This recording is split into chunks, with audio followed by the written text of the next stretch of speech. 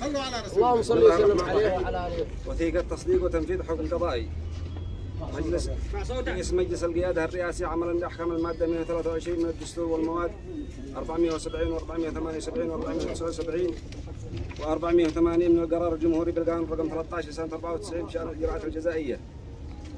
وبعد الاطلاع على الحكم الصادر من محكمة مارب الابتدائية ارفع صوتك بتاريخ 18 جمادي أول 38 400 ألف الموافق 15/2/17/20 القضية الجنائية رقم 8 لسنة 1437 القاضي بمعاقبة المتهم المدان ربيع علي أحمد الدماسي بالإعدام قصاصا رميا بالرصاص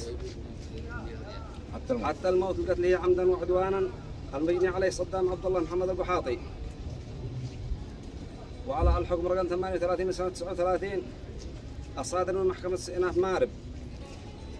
وعلى القرار النهائي البات من المحكمة العليا.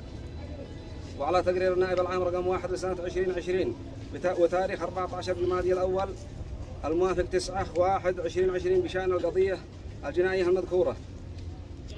قررنا ما يلي: نصادق على القرار النهائي البات الصادر من المحكمة العليا بتاريخ 29/1440 الموافق 1/8/2019 القاضي بمعاقبة المتهم ربيع علي أحمد الدماسي بالإعدام قصاصا رميا بالرصاص حتى الموت لقتله عمدا وعدوانا المجني عليه صدام عبد الله محمد القحاطي. وعلى الجهات المختصة استكمال إجراءات التنفيذ طبقا للأحكام الشرعية وفقا للقانون مع مراعاة ترغيب أولياء الدم بالعفو أو قبول الدية قبل التنفيذ.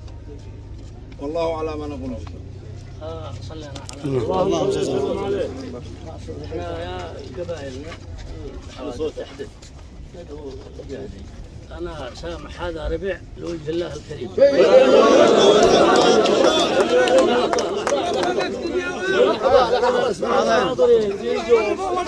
الحين وذي على المجنة وذي وأنا أرجوكم أن لا أحد يمد بريال واحد. أنا ما أجري شيء لا ظلم ولا